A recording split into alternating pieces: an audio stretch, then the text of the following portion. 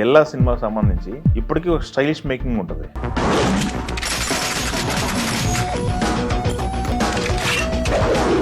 Style ఏదైతే body language ఉందో అది మెయింటైన్ చేయడం కావచ్చు. ప్రభాస్ గారు ఎక్సలెంట్గా చేశారు. సో సలీం జావేద్లతో పాటు నా పేరు కూడా ఒకే స్క్రీన్ మీద చూసుకోవడం అనేది అసలు లైఫ్లో ఒక మెమరబుల్ మూమెంట్. అనుష్క గారి క్యారెక్టరైజేషను, ఆవిడ గెటప్, బిల్లాలో ఇలాంటి క్యారెక్టర్ అంటే తప్పుగా కాదు, గ్లామరస్ క్యారెక్టర్ చేసి సక్సెస్ అవ్వడం, ఆడియన్స్ నొప్పించడం అనేది అలాంటి ఆర్టిస్టులకే చెల్లుతుంది. గోపికృష్ణ బ్యానర్లో ప్రభాస్ గారు చేసిన మొదటి సినిమా ఇదే. కృష్ణవేణి, భక్త కన్నప్ప, బొబ్బులు రమణ ఇలాంటి క్లాసిక్స్ అన్ని తీసిన బ్యానర్. అయితే మెడలో బుల్లెట్ వేసుకుంటాడు బిల్ల, ఆ బుల్లెట్ తీసి గన్లో పెడతాడు. ఇది మేము క్రియేట్ చేసి. సో ఇంకే రీమేక్స్లో కానీ డాన్ సినిమా కానీ ఇది ఉండదు.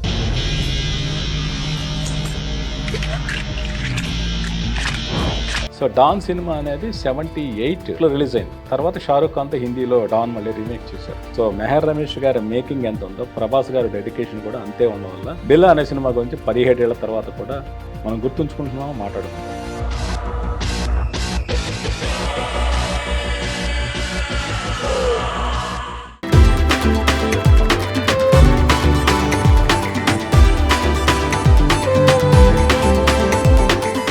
అయితే మనం మాట్లాడుకోవాల్సింది, మీరు పనిచేసిన వాటిలో బెల్లా సినిమాకి సంబంధించి ఇప్పటికీ ఒక స్టైలిష్ మేకింగ్ ఉంటుంది. అవును. బెల్లాకి సంబంధించి ఆ సినిమాలో బాగా నిలబెట్టింది ఈ సినిమాని అనుకున్న ఎపిసోడ్లు ఏంటి మీరు? అలానే రాస్తున్నప్పుడు కానీ తీస్తున్నప్పుడు కానీ అది బెల్లా జర్నీ గురించి మాట్లాడమంటే ఏం చెప్తారు మీరు? బిల్లా మన ఏప్రిల్ 3వ తారీఖుకి రిలీజ్ అయ్యి 17 సంవత్సరాలు అయింది. ఓకే, 17 సంవత్సరాలు అయినప్పటికీ కూడా బిల్లా ఇప్పుడు చూసినా కూడా చాలా ఫ్రెష్గా, చాలా స్టైలిష్గా ఉంటుంది. ఆ మేకింగ్ కారణం మెహర్ రమేష్ గారు. దానికి తోడు ప్రభాస్ గారు ఎంత బాగా కోఆపరేట్ చేసి, అంటే బాడీ బిల్డప్ చేయడం కావచ్చు, ఎక్సర్సైజ్ కావడం కావచ్చు, ఆ స్టైల్ ఏదైతే బాడీ లాంగ్వేజ్ ఉందో అది మెయింటైన్ చేయడం కావచ్చు, ప్రభాస్ గారు ఎక్సలెంట్గా చేశారు. సో మెహర్ రమేష్ గారి మేకింగ్ ఎంత ఉందో ప్రభాస్ గారి డెడికేషన్ కూడా అంతే ఉండడం వల్ల బిల్లా అనే సినిమా గురించి 17 ఏళ్ల తర్వాత కూడా మనం గుర్తుంచుకుంటున్నాం, మాట్లాడుకుంటున్నాం. ఓకే, బిల్లా టార్గెట్ ఎప్పుడు మిస్ అవ్వకూడదు, అలాగే బిల్లా ఎవరికి టార్గెట్ అవ్వకూడదు. ఇప్పుడు బిల్లా అనే సినిమా చాలా ఫాస్ట్గా చేశారు. అవునా? ఎన్నేళ్ళు సార్? అంటే 2008 అక్టోబర్లో పూజ చేశారు. నాకు గుర్తుండి 8వ తారీఖు 2వ తారీఖు అని గుర్తులేదు. ఓకే, అక్టోబర్ 2008లో పూజ చేశారు, ఓపెనింగ్ చేశారు ఫార్మల్గా. చేసిన తర్వాత నవంబర్ నుంచి మలేషియాలో షూట్ స్టార్ట్ అయిన తర్వాత ఏప్రిల్ 3వ తారీఖు సినిమా రిలీజ్ చేశారు శ్రీరామనవమికి. అంటే వితిన్ 6 months స్పాన్ అంత పెద్ద సినిమా ఫారిన్ లొకేషన్లో షూట్ చేయడం, అంత స్టైలిష్గా తీయడం అనేది ఒక బిగ్గెస్ట్ టాస్క్. బట్ దాన్ని చాలా సునాయాసంగా చేశారు మెహర్ రమేష్ గారు మొత్తం అందరి హెల్ప్తో. అలాగే ఇక్కడ ఇంకోటి అంటే ఇండస్ట్రీ బ్లాక్ బస్టర్ అయిన పోకిరి కూడా నాకు గుర్తుండి 2005 నవంబర్లో షూటింగ్ స్టార్ట్ చేసుకుంటే 2006 ఏప్రిల్ 28 రిలీజ్ అయింది. So within 6 months. సో 6 monthsలో సినిమా చేయడం అంటే పూరి జగన్నాథ్ గారు చాలా స్పీడ్గా సినిమా చేస్తారు మేకింగ్లో. అలాగే మెహర్ రమేష్ గారు కూడా అంతే స్పీడ్గా సినిమా చేస్తారు, బట్ అంతే చాలా స్టైలిష్గా తీశారు బెల్లా సినిమా. ఓకే, ఇప్పుడు బెల్లా సినిమా విషయానికి వస్తే మనందరికీ తెలుసు, అది అమితాబ్ బచ్చన్ గారు చేసిన డాన్ సినిమా రీమేక్. సో డాన్ సినిమా అనేది 78లో రిలీజ్ అయింది. నేను అప్పుడు బాగా చిన్నపిల్లవాడిని, అంటే చిన్నపిల్లని సెన్స్ నేను 7th క్లాస్ చదువుతున్నాను, 7thలో వచ్చా. విజయవాడ నవరం టాకీస్లో చూసా. నాకు అమితాబ్ బచ్చన్ అంటే చాలా పిచ్చి. సో నిజంగానే పిచ్చికిపోయాను నేను. అసలు ఆ సినిమా, సాంగ్స్, ఆ ఫైట్స్ అన్నీ చూసి చాలా థ్రిల్ ఫీల్ అయిపోయి ఆ సినిమా ఎప్పుడు రిలీజ్ అయినా చూస్తుండేవాడిని. ఆ తర్వాత వితిన్ 2 yearsలో ఎన్టీ రామారావు గారు యుగంధర్ అనే సినిమా చేశారు. ఆ యుగంధర్ అనే సినిమా రిలీజ్ అయినప్పుడు ఆ రోజు టిక్కెట్స్కి నేను నేల టిక్కెట్ దొరికింది నాకు సినిమా ఫస్ట్ డే. మిగిలిన టిక్కెట్లు దొరకలా. నేలైనా పర్లేదని వెళ్ళిపోయి సినిమా చూసాను నేను. అంతా మళ్ళీ చూసి మళ్ళీ డాన్ గుర్తు చేసుకుంటూ రామారావు గారిని యుగంధర్గా చూసుకుంటూ చాలా ఎంజాయ్ చేశాను. ఇక్కడ యుగంధర్ సినిమా సంబంధించి ఒక 2 ప్రత్యేకతలు ఉన్నాయి. చెప్పండి. ఒకటి, ఇళయరాజా గారు ఎన్టీ రామారావు గారి సినిమా పనిచేసిన ఏకైక సినిమా యుగంధర్. అదొక్క సినిమానేనా? అదొక్క సినిమాయే. అందులో సూపర్ హిట్ సాంగ్స్ ఉన్నాయి. తర్వాత కేఎస్ఆర్ దాస్ గారు కృష్ణ గారితో వాళ్ళు మిగిలిన హీరోలు చాలా సినిమాలు చేశారు, చాలా సినిమాలు. ఆయన ఎన్టీ రామారావు చేసిన ఏకైక సినిమా యుగంధర్. సో అందువల్ల యుగంధర్ అనే సినిమా చాలా ప్రత్యేకత ఉంది. ఆ తర్వాత అదే టైంలో డాన్ సినిమాని తమిళ రజనీకాంత్ గారు బిల్లా చేశారు. కన్నడంలో ఎవరు చేస్తారు కానీ మలయాళంలో శంకర్ గురు అనుకుంటా మోహన్ లాల్ గారు చేశారు. ఇలా ఆ సినిమా అన్ని రీమేక్లు వచ్చాయి. తర్వాత షారూఖ్ ఖాన్తో హిందీలో డాన్ మళ్ళీ రీమేక్ చేశారు. ఆ సినిమా సూపర్ హిట్. అదే టైంలో విష్ణువర్ధన్ గారు అని తమిళ డైరెక్టర్ ఆయన బిల్లా రీమేక్ చేశారు అజిత్ గారితో. ప్రభు గారేమో కృష్ణరాజు గారి పాత్ర పోలీస్ ఆఫీసర్ క్యారెక్టర్ చేశారు. నయనతార గారు హీరోయిన్గా యాక్ట్ చేశారు. యాక్ట్ చేసిన తర్వాత కంత్రి సినిమా షూటింగ్ రామోజీ ఫిలిం సిటీలో జరుగుతుంది. తమిళ బిల్లా రిలీజ్ అయింది. ఆ సినిమా గురించి అందరూ మాట్లాడుకుంటున్నారు. అంటే సినిమా బాగుంది, స్టైలిష్గా తీశారు. అంటే డాన్ ఇవన్నీ తీసినా కూడా చాలా మోడర్న్ వెర్షన్లో చాలా స్టైలిష్గా తీశారు అనేది. తీసిన తర్వాత ఆ సినిమా రీమేక్ రైట్స్ కౌశలేందర్రావు అనే ప్రొడ్యూసర్ కొన్నారు. ఆయన స్వరాభిషేకం అని విశ్వనాథ్ గారు శ్రీకాంత్ గారితో సినిమా తీశారు. ఆయన కొన్నారు. ఆయన కొన్న తర్వాత ఆ షో వేశారు ఫిలిం సిటీలో. సో మెహర్ రమేష్ గారు, అప్పుడు కంత్రి షూట్ జరుగుతుంది, మన ఎన్టీఆర్ గారు, హీరో ఎన్టీఆర్ గారు వీళ్ళందరూ సినిమా చూశారు. సినిమా బాగుందనుకున్నారు. మెహర్ రమేష్ గారి మనసులో ఆ సినిమా చాలా ఇంపాక్ట్ క్రియేట్ చేసింది. ఇది రీమేక్ చేయాలి అనుకునే. ఎందుకంటే ఆయనకి గ్యాంగ్స్టర్ ఫిల్మ్స్, మాఫియా, యాక్షను ఇలాంటి కైండ్ ఆఫ్ సినిమాలు చేయడం ఆయనకి చాలా ఇష్టం. యాక్షన్ సినిమాలు ఏదైతే ఆడియన్స్ నచ్చుతాయని. సో అనుకున్న తర్వాత ప్రభాస్ గారికి చెప్పడం. ప్రభాస్ గారేమో వాళ్ళ ఓన్ బ్యానర్ గోపికృష్ణలో మళ్ళీ తిరిగి ఈ సినిమా చేయాలని. గోపికృష్ణ బ్యానర్లో ప్రభాస్ గారు చేసిన మొదటి సినిమా ఇదే. అంత మునుపు అంటే కృష్ణరాజు గారు చాలా క్లాసిక్స్ తీశారు. కృష్ణవేణి, భక్త కన్నప్ప, బొబ్బలు రమన్న ఇలాంటి క్లాసిక్స్ అన్ని తీసిన బ్యానర్ అది. తీసిన తర్వాత ఆగస్ట్లో 2008 ఆగస్ట్లో ఎప్పుడో గోపికృష్ణ మూవీస్ ఆఫీస్లోకి ఎంటర్ అయ్యాం. ఎంటర్ అయిన తర్వాత ఆ కృష్ణరాజు గారి ఆఫీసులో అడుగుపెట్టినప్పుడు, కృష్ణ గారి రాజుని కలిసినప్పుడు నేను చాలా థ్రిల్ ఫీల్ అయ్యాను. అంటే కృష్ణరాజు గారిని నేను జర్నలిస్ట్గా చాలాసార్లు కలిశాను. ఆయన సినిమాలంటే కూడా నాకు చాలా నచ్చినవి చాలా ఉన్నాయి. ఆయనతో నాకు చిన్నప్పుడు ఒక ఫ్యాన్ క్రష్ అంటారు, ఫ్యాన్ పిచ్ అంటారు కదా, అలాంటి ఫ్యాన్ బాయ్ మూమెంట్ లాంటిది ఒకటి ఉండింది. తాడేపల్లిగూడెంలో మూర్తిరాజు గారు నాకు ఆయన ఉండేవాళ్ళు. ఆయన కృష్ణరాజు గారికి అయితే బంధువు. సో కృష్ణరాజు గారు అప్పుడప్పుడు తాడేపల్లిగూడెం వచ్చేవాళ్ళు. ఏదైనా మంచి స్టార్ హీరోగా వెలుగుతున్నప్పుడు వచ్చినప్పుడు ఏంటంటే ఈవినింగ్ 5 గంటలకి మద్రాస్ మెయిల్ వచ్చేది. ఆ టయానికి కృష్ణరాజు గారు తాడేపల్లిగూడెం రైల్వే స్టేషన్ ఫ్లాట్ మీద ఒక బ్యాగ్ వేసుకుని ట్రైన్ కోసం వెయిట్ చేస్తూ ఉండేవాళ్ళు. జనాలు అందరూ ఉమ్మికొడుతుండేవాళ్ళు. ఆయన అందరినీ మామూలు ఆప్యాయంగా పలకరిస్తుండేవాడు. నేను బచ్చా అంటే మీకు ఎందా చెప్పినట్టు 11 ఏళ్ళు, 10 ఏళ్ళు, 12 ఏళ్ళు ఆ మధ్య ఏజ్. కృష్ణరాజు గారు వచ్చినప్పుడల్లా ఆయన చూడడానికి ప్లాట్ఫామ్ మీద కృష్ణరాజు గారు వచ్చారంటే పరిగెత్తుకుంటూ వెళ్ళిపోయేవాడు. ఆ ప్లాట్ఫామ్ మీద చప్టా మీద కూర్చుని ఆయన చూస్తూ ఉండేవాడిని. ఆయన దగ్గరికి వెళ్ళాలని మాట్లాడాలని ఉండేది. పిల్లోండే కదా మనల్ని ఏమనుకుంటాడో, పిల్ల కొంకలు తోసేస్తాడేమో అన్న దాంట్లో ఆయన కలవడానికి తటపటాయిస్తుండేవాడిని. నేను ఒక 10 ఏళ్ల వయసులో 5th క్లాస్లో ఉండగా ఆయనకు లెటర్ రాశాను. ఆయనకి మోహన్ బాబు గారికి ఇద్దరికి, అన్నయ్య మీ ఫోటో పంపేసి మీ ఆటోగ్రాఫ్తో అని. వాళ్ళిద్దరి దగ్గర నుంచి నాకు ఏమీ రాలా. తర్వాత ఏంటంటే సో అది మనసులో ఉండిపోయింది, వాళ్ళతో ఫోటో దిగాలి, వాళ్ళ ఆటోగ్రాఫ్ తీసుకోవాలని. నేను జర్నలిస్ట్ అయ్యాక కృష్ణరాజు గారిని కొన్ని 100 సార్లు కలిశాను. అదే రకరకాల పార్టీలు అటెండ్ అయ్యా. అలాగే మోహన్ బాబు గారి షూటింగ్ కవరేజ్కి వెళ్ళేవాడిని, మాట్లాడుతుండేవాడిని. వాళ్ళిద్దరూ జర్నలిస్ట్గా నన్ను బాగా రిసీవ్ చేసుకునేవాళ్ళు, మాట్లాడేవారు.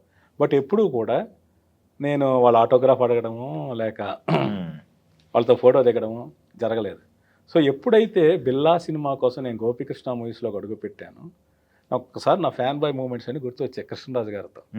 ఇప్పుడు ఆయన ఆటోగ్రాఫ్ కోసం ఎదురు చూసి నేను ఆయన సంతకం పెట్టిన చెక్ అందుకున్నాను. సో బిల్లా సినిమాకి. ఓకే. అలాగే ఏంటి అంటే ఆ ఏడాది దీపావళి పండుగకి కృష్ణరాజు గారు డ్రైవర్తో పాటు dry fruit sweet box, crackers అన్నీ ఇచ్చి పంపించారు ఆయన. అలా కృష్ణరాజు గారి దగ్గర నుంచి ఒక గిఫ్ట్ అందుకోవడం, దీపావళి గిఫ్ట్ అందుకోవడం, ఆయన ఓన్ బ్యానర్ ఏదైతే గొప్ప గొప్ప సినిమాలు నేను చూసి ఎంజాయ్ చేశానో అలాంటి బ్యానర్లో నేను రైటర్గా పనిచేయడం. ఇందాక మీకు చెప్పినట్టు డాన్ సినిమాలో సలీం జావేద్ అనేవాడు కూడా నాకు చాలా ఫేవరెట్ రైటర్స్. వాళ్ళ పేరు కిందే మీరు సినిమా టైటిల్ చూస్తే కిందే నా పేరు ఉంటుంది. సో సలీం జావేద్లతో పాటు నా పేరు కూడా ఒకే స్క్రీన్ మీద చూసుకోవడం అనేది అసలు లైఫ్లో ఒక మెమరబుల్ మూమెంట్. అదే. అయితే బిల్లాకి మీరు చేసిన మార్పులు ఏంటి, లేకపోతే మీకు బాగా అనిపించిన ఎపిసోడ్లు ఏంటి బిల్లాలో అంటే మీరేం చెప్తారు?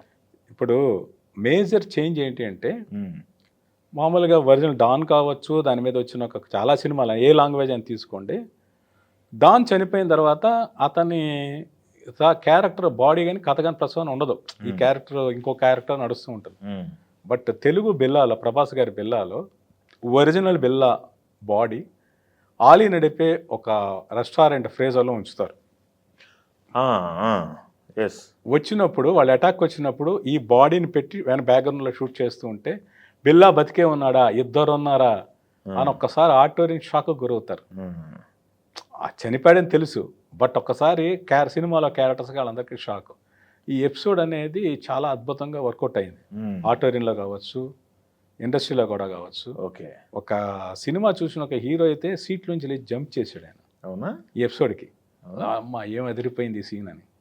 ఇంకొక చిన్న విషయంగా అనిపిస్తుంది కానీ చాలా ట్విస్ట్ ఇచ్చేది.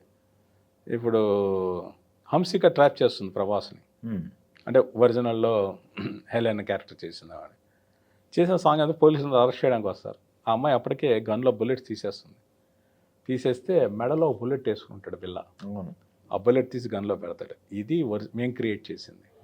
సో ఇంకే డాన్ రీమేక్స్లో కానీ డాన్ సినిమా కానీ ఇది ఉండదు. మంచి సీన్. సో అలాగే ఏంటి అంటే ఈ అదర్ క్యారెక్టర్ని చాలా సింపథెటిక్గా బాగా ఎంటర్టైనింగ్గా మార్చి చేసింది. ఇంకొకటి ఏంటి అంటే ఒరిజినల్ ప్రాణ్ చేసిన క్యారెక్టర్, తెలుగులో సత్యనారాయణ గారు చేసిన క్యారెక్టర్ యుగంధర్లో, ఆ క్యారెక్టర్లు ఏవి కూడా ఆ ట్రాక్ మొత్తం ఈ సినిమాలో ఉండదు. ఎందుకు అంటే ఆ ట్రాక్ అనేది వెనకాల ఇంకొంచెం ఎక్కువ మాట్లాడుకుంటున్నా కానీ ఊరికే చెప్తున్నా ఎగ్జాంపుల్ వల్ల. ఈ సినిమా డైరెక్టర్ చంద్రబారత్ అని ఆయనకి హెల్ప్ చేయడం కోసం మన అమితాబ్ బచ్చన్ గారు, ప్రాణ్ గారు, జీనత్ అన్నమ్మ గారు చేసిన కమిట్మెంట్ డాన్. అంటే చంద్రబారత్ అనే అతను రోటీ కపడా ఔర్ మకాన్ అనే సినిమాకి ఏదో అసిస్టెంట్ డైరెక్టర్. ఆ సినిమాలో ముగ్గురు ఉన్నారు, అమితాబ్ బచ్చన్ గారు, ప్రాణ్ గారు, జీనత్ అమన్ గారు. అతన్ని ఫైనాన్షియల్ క్రైసిస్ నుంచి బయటపడేయడానికి అమితాబ్ బచ్చన్ ఒక మాట ఇచ్చారు, నేను నీకు సినిమా చేస్తాను.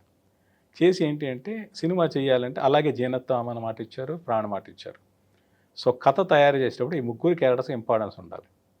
ఓకే. అందుకని రైటర్ సలీం జావేద్ ఏం చేశారంటే, మీరు గుర్తుంటే అమితాబ్ బచ్చన్ సరే డాన్ క్యారెక్టర్, జీనత్ అమన్ తన బ్రదర్ని చంపేందుకు వెంజెన్సీ తీసుకొచ్చే క్యారెక్టర్, ప్రాణ్ క్యారెక్టర్ అంటే ఆ పోలీస్ ఆఫీసర్లు అన్యాయం అయిపోయి వాళ్ళ పిల్లల్ని కిడ్నాప్ చేసి ఉండే ఒక ఏమంటారు ఫిజికల్లీ ఛాలెంజ్డ్ క్యారెక్టర్ ఆయన చేశాడు ప్రాణ్ గారు. ఆ ట్రాక్ యాజ్ ఇట్ ఈస్గా మిగిలిన సినిమాలని ఫాలో అయ్యారు. బట్ బిల్లా సినిమాకి వచ్చేటప్పటికి అసలు ఆ ట్రాక్ అనేది కథ అంటే ప్రాణ్ గారి కోసం క్రియేట్ చేసిన క్యారెక్టర్ అది. అందువల్ల ఇప్పుడు ఉన్న ఫ్లోకి స్టైలిష్ మేకింగ్ అడ్డుపడుతుంది అనేది అది తీసేశారు. ఓకే. మీరు అది గమనిస్తే తెలుస్తూ ఉంటుంది. ఓకే. తర్వాత ఇంకొకటి ఏంటంటే ఈ సినిమా సంబంధించిన ఇంకో ప్రత్యేకత, ఒరిజినల్ యుగంధర్ డాన్ రీమేక్ అని యుగంధర్ సినిమాలో నటించిన జయసుధ గారు మళ్ళీ ఈ సినిమాలో నటించారు. రెండు రీమేక్లో నటించిన ఏకైక స్టార్ ఆవిడే. ఓకే. అంటే మిగిలిన వాళ్ళు ఎవరు లేరు, అవకాశం లేకపోవడం వల్ల ఆవిడ చేశారు. ఓకే. ఆవిడ సినిమా షూటింగ్ కృష్ణరాజు గారి భార్య క్యారెక్టర్ చేశారు. ఆవిడ షూటింగ్ జరిగిన నాళ్ళు యుగంధర్ సినిమా తాలూకు షూటింగ్ జ్ఞాపకాలు అవన్నీ చెప్తుండేవాళ్ళు. ఓరబ్బా వేసుకున్న కిళ్ళి అనే పాట అప్పుడు ఎన్టీఆర్ గారు ఎంత ఇన్వాల్వ్ అయ్యి చేసేవాళ్ళు. ఆ కిళ్ళి అంతా డ్రెస్ మీద పడిపోయేదంట. అంటే కిళ్ళి నమిలి డ్రెస్ మీద పడిపోయి ఆయన మెడ మీద పడిపోయినా కూడా ఆయన పట్టించుకోకుండా చేస్తుండేవాళ్ళట. అంత ఇంకా ఆ క్యారెక్టర్లోనే ఉండేవాళ్ళు ఆయన ఎన్టీఆర్ గారు. ఇలాంటి విషయాలన్నీ జయసుధ గారు యూనిట్తో పంచుకుంటుండేవాళ్ళు. సూపర్ అండి, మంచి జ్ఞాపకాలు. ఆవిడ ఆ జ్ఞాపకాలు అనేది తీసుకొచ్చింది ఒకసారి అయితే. ఆ యుగంధర్ సినిమా తాలూకు చెప్పారు. అంటే ఇక్కడ మనం మాట్లాడుకోవాల్సింది ప్రభాస్ గారి లుక్స్ అన్నీ సూపర్, కానీ అనుష్క గారి క్యారెక్టరైజేషను, ఆవిడ గెటప్, అందులో బికినీకి సంబంధించి కూడా ఒక సన్నివేశం ఉంది. వాటి వల్ల ఈ విషయాల్లో ఏమన్నా డిస్కషన్స్ నడిచాయా? అంటే నాకు గుర్తుండి నయనతార గారు తమిళ సినిమాలో చేశారు, ఆవిడ బికినీ వేసుకున్నారు అని యాక్షన్ సీక్వెన్స్. అనుష్క గారు కొంచెం తలపడాయించారు, ఎందుకంటే ఆవిడకున్న ఇమేజ్ ఒక హోమ్లీ హీరోయిన్ ఇలాంటి దాని వల్ల తలపడాయించారు. అయినప్పటికీ కూడా యూనిట్ అంతా చాలా కంఫర్ట్గా ఉండడంతో తర్వాత ఏంటంటే ఇది ఒక ఛాలెంజింగ్గా ఫీల్ అయ్యి ఆవిడ ఆ సీన్స్ అన్ని చేశారు. అంటే ఆవిడ మలేషియా షూటింగ్లో ఉన్నప్పుడు ఇక్కడ అరుంధతి సినిమా రిలీజ్ అయింది 2009 జనవరిలో. సో అరుంధతి సినిమా సక్సెస్ గురించి ఆవిడ మలేషియాలో చూడినప్పుడు ఫోన్లో చెప్తే ఆవిడ చాలా ఆనందపడ్డారు.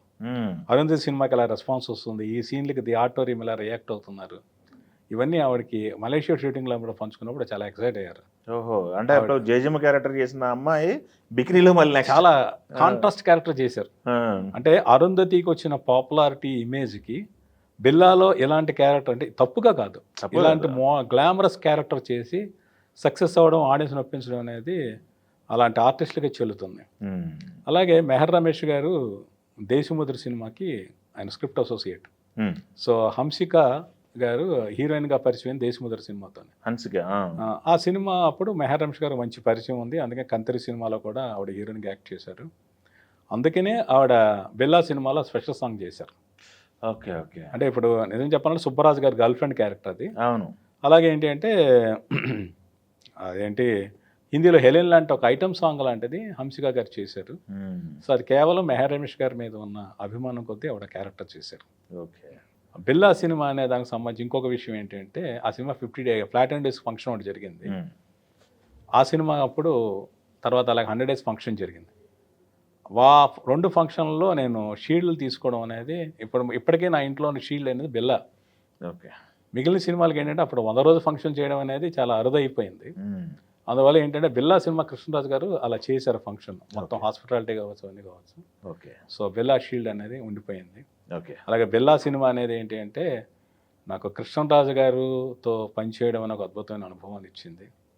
అంటే చిన్నప్పుడు నేను ఆయన కలవాలనుకున్న వ్యక్తిని ఆయన సొంత బ్యానర్లో పనిచేసి ఆయన ఇచ్చిన గిఫ్ట్స్, ఆయన ఇచ్చిన డబ్బులు తీసుకున్నాయి. అలాగే ఏంటంటే మీకు ఎంత చెప్పాను, మోహన్ బాబు గారు కూడా ఉత్తరం రాశాను, రెస్పాండ్ లేదని. చిన్నప్పుడు బిల్లా 100 డేస్ ఫంక్షన్కి మోహన్ బాబు గారు చీఫ్ గెస్ట్. సో ఆయన చేతుల మీదుగా షీల్డ్ తీసుకున్నాను. దానికి విష్ణు గారు కూడా ఇంకో గెస్ట్గా హాజరయ్యారు. సో ఫోటోలో కృష్ణరాజు గారు, మోహన్ బాబు గారు, విష్ణు గారు, ప్రభాస్ గారు, అనుష్క గారు, మెహర్ రమేష్ గారు అందరూ ఉండగా వీళ్ళందరూ సమక్షంలో నేను షీల్డ్ తీసుకున్నాను. ఓకే. సో కన్నప్పగా యాక్ట్ చేసిన కృష్ణరాజు గారితో సినిమా మళ్ళీ కన్నప్పగా విష్ణు గారు యాక్ట్ చేశారు. మోహన్ బాబు గారు బ్యానర్లో పని చేశాను, ఆయనతో కలిసి ఫోటోలు దిగాను. ఆయన ఎంతో ప్రేమగా ఆత్మీయంగా కొన్ని పుస్తకాల మీద ఆయన ఆటోగ్రాఫ్ చేసి ఇచ్చినవి ఉన్నాయి, చెక్కుల మీద సరే. సో అలాగా ఒక చిన్నప్పుడు అభిమానించిన వ్యక్తులు సొంత బ్యానర్లో పనిచేయడం అనేది నా జీవితంలో మర్చిపోయిన సంఘటన. థ్యాంక్ యూ అండి. Thank you sir. Telugu one